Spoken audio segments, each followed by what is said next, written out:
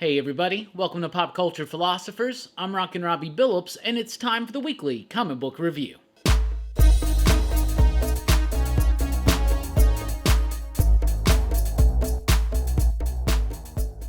That's right, everybody. Thanks for checking out the video. I am Rockin' Robbie Billups. This is the weekly comic book review. It's the show where I read a lot of comic books, and I'll let you know what I thought about them. And before we get into that, I do want to mention the Comics with Bueller very first ever Marvel exclusive. Our good buddy Bueller over at Comics with Bueller has teamed up with Bird City Comics to produce an exclusive variant for Moon Knight #1, which drops in July. This is the new series by Jed MacKay, and it is a beautiful cover that is totally worth it, and I highly encourage you to check it out. They can be purchased this upcoming Friday only at birdcitycomics.com, and you can get the trade dress version for $14.99, or you can get the Virgin variant for $24.99, or you can get the set for $34.99.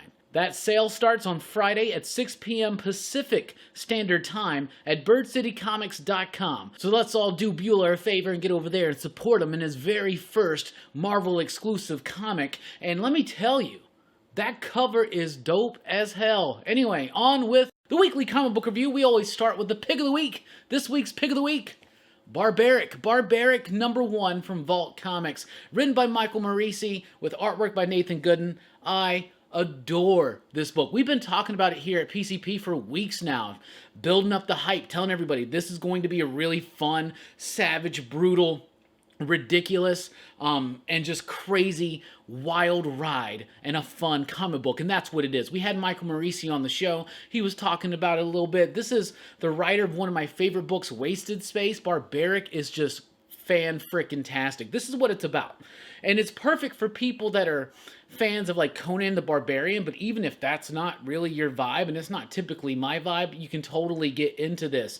It's about Owen the Barbarian. So this is one of those runs that will wear its influences on its sleeves, but Owen is cursed in an immortal life. So he's cursed to live forever as long as he helps anybody in need. The moment that he breaks that, he burns in hell, right? And to guide him on this quest, on this journey of immortality and being good and a hero and helping everybody in need, which is rather annoying to the main character, he has an axe named Axe who talks. There's a face, talks, right? And tells him who he's allowed to kill. And the more people that Owen kills, the drunker that Axe gets on the blood of the victims, and then he starts just, being a little bit less selective about possible victims. This book is a wild ride. It is brutal, rambunctious, it is fun, it is hilarious. If you like violence and sex and all spun in a really fun, insanely solely comic book type of way, you gotta get it. Nathan Gooden's artwork, dynamic, at times just beautifully rendered figures, and at other times just immaculate storytelling. I freaking loved this book. The entire team knocked it out of the park, and I think that this is going to be one of the most well-received Vault #1s of their short history so far, and I think it's well-deserved. This is a book that is going to appeal, I think, to a lot of people, so I would highly encourage you to check out Barbaric #1 this week. We also got this really cool homage to Conan the Barbarian #1 variant cover. There's a few other variants, including a bagged one, so I don't even know what that one looks like yet, but I'm sure it's raunchy, right? From DC, we've got the Green Arrow 80th Anniversary 100-page super spectacular special. I think I said that exactly right. Oh, they don't call it a special? Oh, why would you not do the other chance to get another S in there for the alliteration? Whatever, it doesn't matter. Green Arrow's 80th anniversary was pretty cool. It has some really solid creators doing different Green Arrow stories. The kind of first ones feel like they're in the golden age, and it moves through silver, into the bronze, and through the Mike Grell stuff, into Connor Hawke, a little bit of Arsenal, and then up to date, there's even a reference to the Kevin Smith bits. We have Phil Hester and Andy Parks do that one. But you got some really cool creators doing some cool work. Tom Taylor and Nicola Scott really like their run, their story there. Rom V's got one in here that's really nice. Of course, Mike Grell does a version of his version of the character. Benjamin Percy, Otto Schmidt, and you got Jeff Lemire, Andrea Sorrentino. They did one that was kind of confusing to me. But all in all, it's a pretty fun, solid one of these 100-page anniversary spectaculars, where it's supposed to be celebrating the history and legacy of the character as well as the creators, no more so prevalently seen than in the last story by Jorge Fornes, and I believe the son of Denny O'Neil. Denny O'Neil, legendary writer and editor in comics, and we recently lost him, and there's a very, very touching story about the life and death of Denny at the end of the book that was, wow, incredibly powerful, incredibly well done, and really, some really solid stuff. Not all of them are bangers, some of them are duds, but for the most part, overly solid here with Green Arrow, the 80th anniversary. Super spectacular. Infinite Frontier Secret Files. This is a $10 giant 80-page thing. It's not necessary for Infinite Frontier. I'll tell you this, though. There's some really cool stories in here by Dan Waters. One is a Jade Obsidian-centric story, but my favorite story in this entire batch was a Psycho Pirate story by Dan Waters that I thought was just amazing and right up my alley. And that was the one that maybe teased a little bit about Infinite Frontier. But for the most part, all this is a special highlighting some of the key figures, the key characters from Infinite Frontier. What do you need to know about, say, Roy Harper, Arsenal, Speedy, whatever, right? What do you need to know about Earth 23, President Superman, if you didn't know already? This gives you that information on who these people are, and if you're not familiar with Bones or the DEO, you might want to check it out just to get a little bit more familiar with that character and the concept of the DEO, which is the Department of Extranormal Operations or some shit like that. But Infinite Frontier, Secret Files was okay, it was decent. If you're a DC head, there's not a lot out there. This is a bit pricey to not really have a lot of meat to it, but really what its whole function is just to kind of introduce these characters to people that I think that may not be that familiar. Teen Titans Academy 2021 Yearbook Special. I actually had vowed on the last issue of Teen Titans Academy not to read it again. But DC barely has any books this week, so I was like, sure, let me read it. And I think this has at least a Red X revelation that didn't impress me. This is some short stories focusing on other characters, other students in the Teen Titans Academy. They just kind of boring and dull to me, and I'm just not digging the concept. I'm not digging the vibe. I'm not digging anything about this book, and this is seriously my last one. So there you go. Catwoman, the 2021 annual by Rom V and a plethora of amazing artists, including Kyle Hotz, Juan Ferreira, and what's his name? Is it Fernando? What's his name? Anyway, that being said, this was a really good book. So this newish villain that Rom V has introduced, Father Valley, you get the full origin in here, and it is wildly cool and fun, and it is so connected into part of Batman lore and Batman mythology that it should have been obvious, but it wasn't. So it kind of took me by surprise. But that's what this is. It's kind of connected with some tissue of where it ended on the last Catwoman and leads into the next. But for the most part, this is delivering the origin of this new villain, and I think it was definitely well worth it. If you are reading Catwoman, I would highly encourage you to check this out, because there's some nice revelations in this issue, and the way that it was done with the amazing art, the way it switched, there are different styles, but it worked. And Ron V kept it all glued together with an amazing script. From Marvel Comics, we have the United States of Captain America #1. This is from Christopher Cantwell. Christopher Cantwell doing some decent job right now on Blue Flame. Everything was one I really liked. Dale Inglesham on the artwork here. It's all right. It's got a beautiful, gorgeous Alex Ross cover there. It's got decent artwork and it's okay, but it just feels like an insignificant Captain America story. The basic premise is that Captain America, someone shows up and steals Captain America's shield, and then he finds out that there's this like band of Captain Americas across the country, regular people taking up the mantle, being the Captain America of their neighborhoods. He meets one of them here. So this is supposed to be like an exploration of the legacy, I guess, of Captain America and things like that. And that's interesting enough.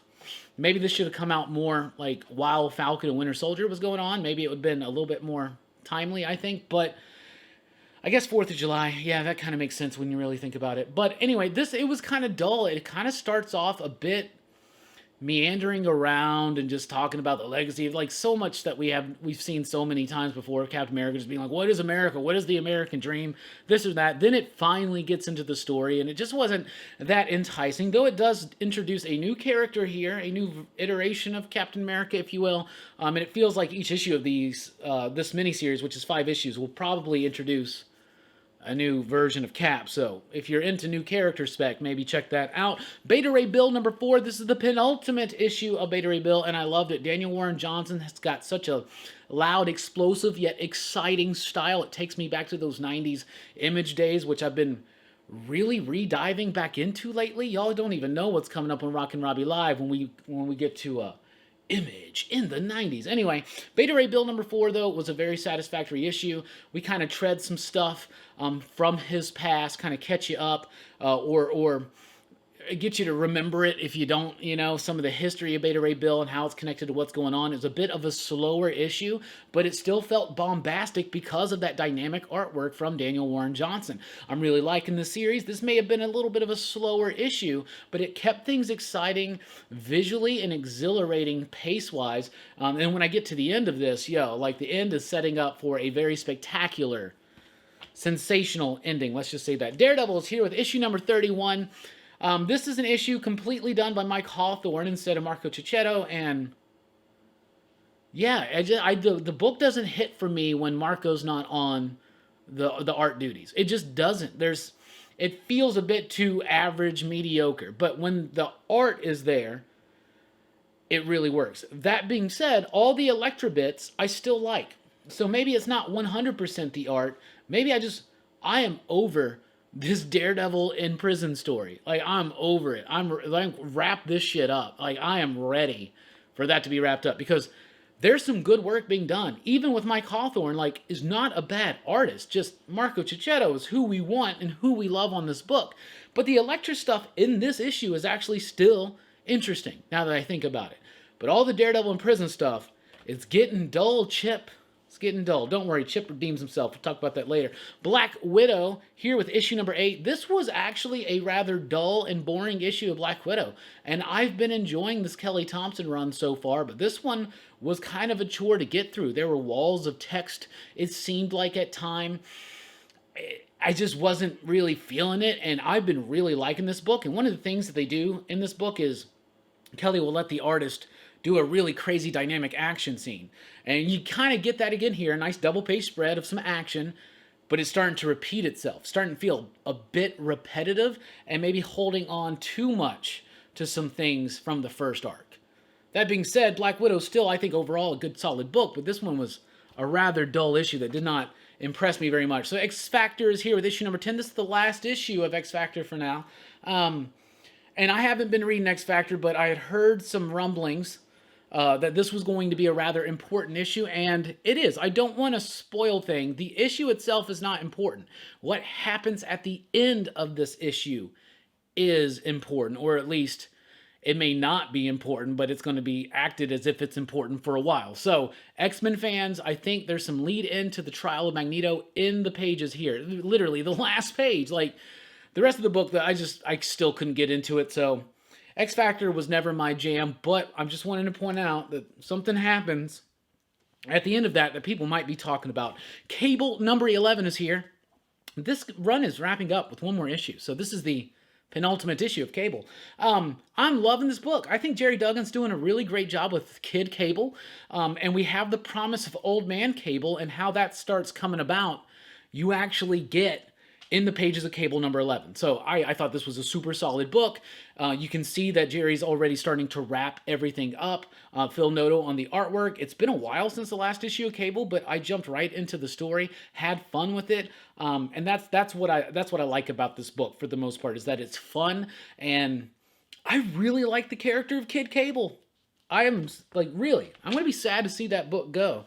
I'm not going to be sad to see some of the X-Men books pare down a little bit, but why Cable? There's plenty of other X-Corp. Let's just, we don't need X-Corp. Anyway, Giant Size, X-Men, Spider-Man, the Chameleon Conspiracy. Speaking of things we don't need, here's the thing. We know that Nick Spencer is wrapping up his run at issue 74, and I'm happy. So it's cool. Marvel's gotten the memo, or maybe they didn't. Maybe this was the plan all along, but it's ending, okay? This torturous, arduous experience of mine reading Spider-Man, pretty much week to week, it feels like. So I want to go not easy on the book. I did not like this at all, but I don't want to like ramble on or rant about it too much because y'all know what I feel about Spider-Man. But I'm just gonna. We just had a giant size one-shot finale to like what Last Remains or whatever the hell that was, like something, you know, like we just had a giant size. It wasn't even Last Remains, it was something else. It was the other story. We've already had a giant size one-shot like finale, like forcing us, if you want to keep up with Spider-Man, and there are plenty of people that do, forcing you to buy a $5.99 book to get the conclusion of a shit story that was mediocre to begin with and somehow got worse by the end of it. I don't care. None of it was interesting. It was rather convoluted and overly self-indulgent. Again, Marvel, stop taking advantage of us. Don't worry, y'all. It's all going to be good. We got new writers, new fresh blood coming in to do something new with the character. Temporarily, it's going to be Ben Reilly, and that's cool, and I'm excited to see what they're going to do there, but don't forget the book is going to 3 times a month again. Marvel knows how to get money out of you, and it's printing Spider-Man books. So there you go. The Marvels #3 is here. I liked this issue. I'm losing focus on the whole series direction. Like, what does this have to do with everything that's come before? I'm losing that focus. However, this was just a really solid issue of a pre-Fantastic Four Reed and Ben on a journey into Southeast Asia and dealing with monsters and some pre-superhero type stuff. I really liked the issue, but I am losing focus on how it's all supposed to be tied together.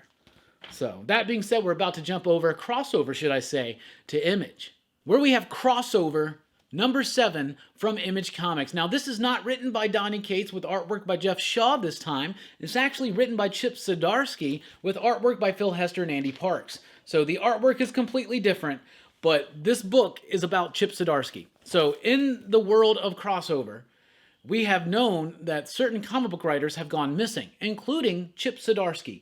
This is the story written by Chip Zdarsky about Chip Zdarsky being lost in this world, where he's been, what he's been up to. This book was brilliantly awesome. And yes, Bueller, the word is meta. This book was incredibly meta. I had so much freaking fun. The way that the character that's kind of after Chip, the way it gets revealed of who and why that character is after Chip is hilarious. And it's so freaking well thought out. And then the surprise at the end blew me away. This, honestly, seriously, this may be the most nuanced and personal story Chip Zdarsky's ever written.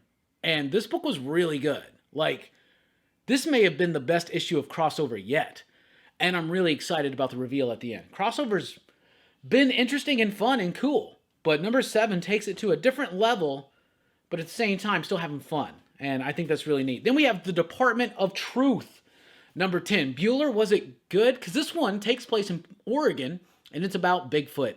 So now we've done a lot of explaining over the last few issues, so now it's time to go into a different story, and it's the Bigfoot story. And I will say this, I like the start of the Bigfoot story, but one thing, and this is a book that's filled with technique, some of it innovative and some of it traditional, but reworked, revitalized, you could say. There is a technique in here to deliver some backstory on a certain character that doesn't get a whole lot of time in the book aside from this technique that they're doing. They basically just go to this person's journal, okay? That annoyed the hell out of me. Like, seriously, I love getting immersed into Department of Truth. When I read this book, I sink in. That kept taking me out. It kept pulling me out of the world of the comic book and making me read. You know what I'm saying? And not that there's anything bad with reading. Reading is what? Fundamental, right? But Department of Truth, #10, really solid premise to kick off this Bigfoot arc. And I really like the ideas here.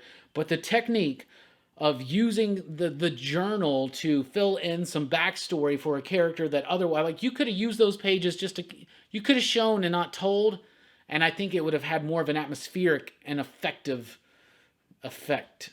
Anyway, Department of Truth number 10 I still liked, but I didn't like that. I didn't like that bit. Hey, that Texas Blood is here with issue number 7. I completely forgot about this book. And then I was like, oh, the new issue. What was that Texas Blood? I was like, oh, that was the one that started off really strong, very like Coen Brothers, No Country for Old Men-esque, and then kind of went in a different direction and didn't go where we really thought it would. And there was no supernatural tinge, which I felt like there was. Okay, what are they going to do for their second arc? Man, this was the best issue of that Texas Blood yet. I loved this issue. So it focuses mostly on one character, on the past incident of the satanic ritualistic murders or whatever, right? It feels a little bit more supernatural, or is it supernatural, or is it just people thinking it's supernatural? That doesn't matter. This is what I wanted the entire time during the first arc, and they went in a different direction. And I feel like they heard some of the criticism and they wanted to bring it back, focus in on this character, reveal some of that stuff, and this was a really well done issue. I thought it was the best issue of that Texas Blood yet. It had a great pace, it had moving, intricate parts, but at the same time, just the sole focus of that sheriff, his haunting backstory, and how that's affecting what's going on right now. This book was difficult in the best of ways, as far as difficult to experience, because it gets pretty visceral. We got a visceral book coming up soon. Made in Korea number 2 is here from Image Comics. I really like this one. So the first issue is pretty solid. In a world where most people can no longer have children, there's a company that makes robotic children that like are pretty lifelike, but not like, you know, about to take over the world like they're Terminators or something, right? But there is one person who works for this company who does something with his own code and sends a child with a more upgraded technology and an AI and a consciousness. And it winds up with this couple. And really, really interesting story about this couple and their child, but it's actually more like an appliance because they have to plug it up every night, and the child's like super smart and exhibiting behavior and learning traits that are not typically seen in these kind of products. And then the original coder gets fired and he has to like go, and there's a lot of stuff going on in this book, and I really, really like it. It's got a nice touch to it. It's got a great pace. The dialogue is smart. And I like the artwork. It's clean, but it's got this nice richness to it.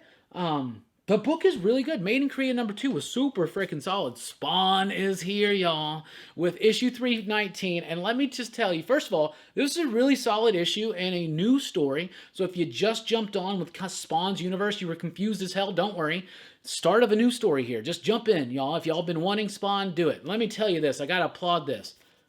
It's cardstock cover now here on Spawn. The paper quality on the inside is better. The art is still Carlo Barbaric doing the absolute best art I've ever seen. The story by Todd McFarlane's actually still pretty cool, and it feels old school.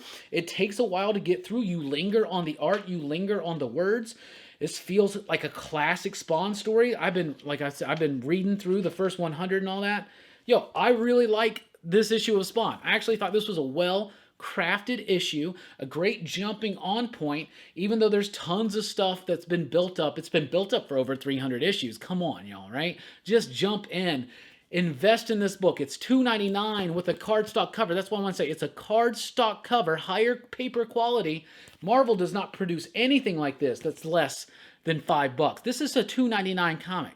He just upgraded the book and didn't charge you an extra dime. Station. Todd McFarlane. Station. Red Room is here with issue number 2. This is from Ed Piscor. Oh my goodness. This was my pick of the week last time around. Not quite my pick of the week this time. This wasn't quite as an innovative issue, but now that the vibe is set, now we can roll with it. This was a nice, real solid one-and-done story. Ed says that each one of these is meant to be a one-and-done story in an overarching theme or an overarching story. And I really dig on what's going on here. Now, this one's not extra size or extra price like the last one. It's $3.99, but there's still a lot of pages, a lot of nice goriness in the artwork. I think I can actually show you that page. Love the artwork, detailed, rich and textured. gory, and it's like torture porny. And if you're not familiar, Red Room is about people that kill other people online on the dark web. They live stream it and they get like money, like cryptocurrency and stuff like that. It's a weird, seedy, dirty world, and the book feels weird and seedy and dirty, and that is totally intentional, and it totally works. This book is not going to be for everybody, but it's for me, and I really, really freaking like it. Kanto and the City of Giants #3 is here from IDW. This is the final issue of this series, which is in and of itself a bridge to Kanto 3, Lionhearted. This was more of a comedic kind of little segue, but it also sets up some of the characters that I think will be very prominent for Kanto 3. I love the art. This is not Drew Zucker. It's Sebastian Perez. Yeah, Sebastian Perez. I really like this run. I thought it was super solid. Kanto is a story that gets to the heart of story. It is about the hero's journey in the truest and most pure sense of what that means and what that all entails and encapsulates. Kanto has always been a solid-ass title, and even in what could be seriously just called filler or throwaway arcs. Like, they know what they're doing. This isn't Kanto 3, but the bridge to get there is still important because it's setting things in motion. It's setting certain characters up. It was a very satisfying conclusion. Kanto versus a dragon, basically, and with the help of a witch, and I loved it. Kanto and the City of Giants, issue #3. There you go. My Little Pony, Transformers, The Magic of Cybertron, issue #3. Doing exactly what it should be doing. A cute, fun, charmsy, whimsy kind of book that's not betraying the essence and characters of Transformers or the essence and the characters of My Little Pony, and it works so well together. And of course, Stray Dog scribe Tony Fleece does the first story in here, which is a Soundwave-centric story, and I can respect that and really appreciate it. So this has been a real fun book, and it continues to have that charm about it. The Mighty Crusaders, The Shield, #1. This is a one-shot comic. I think, is this the book? Okay, first of all, it's a Rob Liefeld book. First of all, I think this is the book that Rob Liefeld just quit. It seems like they were really setting up for something to come, and I think Rob quit, so I don't think it's coming. But maybe they're getting somebody else to do it or whatnot. But what is it? It's, if you're a Rob Liefeld fan, you're going to get exactly what you expect from Rob Liefeld right there. His artwork is not quite as dynamic, or as a parademon just fell. His artwork's not as dynamic or as impactful feeling as it was back in the day. Feels like there's some shortcuts taken, but for the most part, I still like some of the ridiculousness of this book. I am deep diving into Rob Liefeld's career as part of this image renaissance in my head. It all started when I became a Spawn fan a year ago. What has happened? Anyway, so I really kind of appreciated this, but I wouldn't say it's good, and it's all mostly set up for something that I don't think is actually going to come. And I never thought that Rob's strong suit was first issues. First issues always captured a dynamic flow and tone for him, like X-Force and Youngblood, and less more of like a nuance on the story and the characters. This was very confusing to me otherwise. I felt like I had missed something, and I also feel like there's going to be something coming up afterwards that, I don't know, even if they do follow it up, it's not going to be Rob Liefeld, and I'm not going to check it out. I only read that book because of Rob Liefeld. Still a legendary creator in the industry. Parasomnia is a new one from Dark Horse. It's Cullen Bunn and Andrea Muti. So this is the artist of Fearscape, the artist of Maniac of New York. The artist of Vlad Dracul. I'm down. The artwork in this book is freaking fantastic. And he's working with Cullen Bunn. So I was rather excited for this. I was so lost in this book. I cannot tell you what this book is about. I cannot tell you what this book is. There's like this homeless guy, and then there's this like dude who's like hunting people down like in another time zone or something. It's a dream world. I think there's something going on there, but it was completely lost on me. And I think I'm a rather bright reader at times, but maybe I was just, I don't know. Was I sleeping when I read this? Because I'm lost. I had no idea what the hell this book was about. No idea. After reading it, I have no clue. And I really wanted to like that book. Because Cullen Bunn, Andrea Muti. Anyway, Power Rangers Unlimited, Edge of Darkness. This is a one-shot about the Phantom Ranger. Really freaking cool, actually. I'm not that familiar with the Phantom Ranger. It's written by Frank Gogol, who is Comic Book Food Chain here on YouTube. If you're not subscribed to Comic Book Food Chain, you really need to be. Frank usually gets on there with a retailer and a creator and a fan, and they have great conversations. I think they do it every Tuesday night. But this is a one-shot by Frank Gogol. Gogol was the writer of Suburban Kids, No Heroine, the upcoming Unborn. Or is it Unborn? I think it's Unborn. Anyway, Power Rangers Unlimited. I did not like the last one, which was talking about, what's her name, Astromenia or whatever. This was really solid. Not even being that familiar with the Phantom Ranger, but still familiar with Power Rangers lore. The way that Frank tied that all together really, really worked. The artwork by Simone Ragazzoni, great, really cool. Great colors, dynamic artwork. It's kinetic, it's charged. It's got a little bit to do with some of the backstory of some of the Power Ranger villains. And it just builds up this character, the Phantom Ranger, in a really interesting way. But the artwork is great. And this artwork is what you have come to expect from Boom's Power Ranger books. Bright, vibrant, dynamic, kinetic, charged, leaping off of the page. There you go. By the Horns, number 3 from Scout Comics. This book amazes me. I freaking love this book. It's about a woman whose lover was killed by unicorns. So now she hunts unicorns. And on her way to try to find unicorns, she actually finds out about these evil wizards who have unicorns, who are leeching magic off of them so that they can oppress people and destroy things, right? Not play nice. And she gets wrapped up in this like moral dilemma now where she has to work with unicorns to stop the ultimate evil force. I freaking love this book. It blows my freaking mind how nobody else is talking about this book. First of all, the concept alone is interesting. It's about a woman who's hunting unicorns. Usually unicorns are these magic special things that everybody wants to love, and it's terrible. No, she hates them. She hates them, and she wants to kill them, right? Great fantasy ideas. The layouts, the artwork, first of all, is amazing. This book, by the way, is written by Marcus San Naso with artwork by Jason Murr. Yo, the artwork is amazing. It's got detailed line work and backgrounds. The coloring pops, but it's the composition on these pages as well.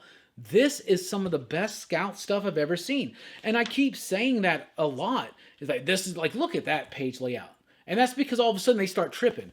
Like, that's a way to do that. That's a way to convey that. I love the hell out of this book. I'm serious as hell. This book was never on my radar. I read the first issue, was blown away, and it's consistently impressed me each and every single issue. By the Horns, number 3, Scout Comics. Seriously, if your shop doesn't have this book, they don't have it. You just holler at me. My shop still has it. We got 1, we got 2, we got, because when I love a book, we get it. You know what I'm saying? Let's go over to Vault. Vault had the pick of the week, but this was kind of close. The Autumnal. This is number 8. This is the final issue of the Autumnal. I have accused of this book at times being a little bit of a slow burn and feeling like it's taking a while to get things to happen. Well, we had a big exposition issue in the last couple, and we know all the pieces are set for a finale. Now, how I feel about this book is going to live or die on the finale.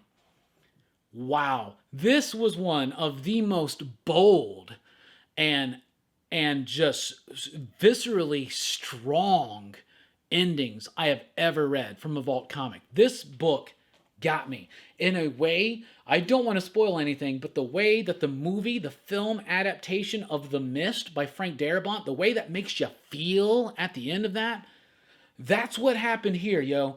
Well freaking done. I am definitely looking forward to sitting down and rereading all of it because this book has been atmospheric, it has been moody, and now at the end, it is straight up ripping our souls out from us, y'all. This book was awesome. What a fantastic ending I did not see coming, took me completely by surprise, and left me thinking about it for a while. Then we got Witchblood number 4. Witchblood number 4.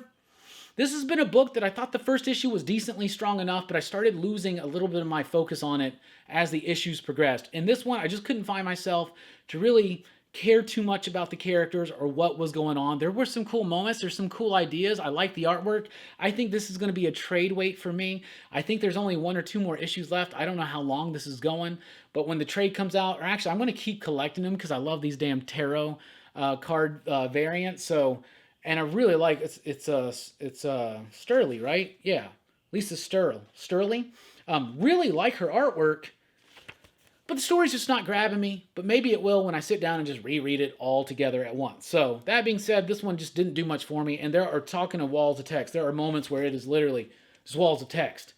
Like, that was a chore to get through. Then we got Redemption here with issue number 5. This is the final issue of Redemption. A rather predictable ending. We knew that this was coming. AWA, this is what they're doing here. This isn't true with everything that they do, but for the most part, they're decent concepts, and then I don't feel like the concepts are really fulfilled out that much. Like, Redemption could have had the potential to be something way deeper, but it just kind of became generic. Now, I think that they're honestly doing that. I'm not saying generic in a bad term, but just meaning for mass consumption. Redemption would easily be a movie that would hit and could work, especially if they got Linda Hamilton, right? But like, that's what a lot of AWA stuff is. It's just enough nuance to try to, like, to make you think, oh, this movie's deeper than a Fast and Furious film, but still have the wide appeal of, say, something like a Fast and Furious film, which I haven't seen the new one, by the way. I've only seen the first 6. We're about to start Action Fest this Friday night on PCP Movie Night with Cobra. The big finale in August is the Fast and Furious franchise, and I'm having so much fun. That being said, Redemption, I think, had some really solid artwork from Mike Deodato. Decent at times, a bit inconsistent here and there. The story by is Krista Faust, right? Yeah, story was fine, just a bit predictable. Like, this had a little bit more potential, and just because I feel like it could have gone a little bit further doesn't mean that it should have. And I think that the story still is solid with the ending that it has, even though it was a rather predictable ending. Speaking of predictable endings, we're done. That's what I read. That's what I thought. It's kind of a light week, but I still managed to read a lot. So anyway, check us out over at Jim Mint Collectibles this week when me and him get together and talk about our top 10 comic books of the week. That's always an exciting time. Be sure to check out Bueller's first Marvel exclusive variant for Moon Knight #1. That is a dope-ass cover and one of the best exclusive variants from a YouTuber I have ever seen. And I'm not just saying that because Bueller's my homie. I goddamn mean that. Anyway, I do believe that we're doing the Best Comics of the Month live stream on Bueller's channel next week. Because of the 4th holiday, we're not doing it this weekend, but we are doing it whatever. Thursday night, though, we're going live here on PCP because July 1st is the anniversary of Pop Culture Philosophers, and we're celebrating 6 years here on YouTube and in existence as PCP. So please join us for that. PCP Movie Night Friday night. Join us for Dylan's Horror Show over at Dylan's Horror Show on Saturdays. And of course, Rockin' Robbie live on Sunday night. Anyway, that's what I read. What are you reading? What are you digging? What are you loving? What's your pick of the week? Let us know in the comments down below. And be sure to check us out at popculturephilosophers.com for podcast blogs, a whole lot more. You can support the channel at patreon.com/PCP. Or, of course, we still have our own PCP exclusive variant for Blood Skulls and Chrome #1. That's still available. If you want some, just send us an email at popculturephilosophers@gmail.com. Blah, blah, blah, blah, blah. Schnatter, schnatter, schnatter. Yada, yada, yada. I've been Rockin' Robbie Billups. Thanks for rocking with us. Keep on reading. Station. Todd McFarlane. Seriously, Todd is going to upgrade the quality of the cover and the paper and not charge you a penny more?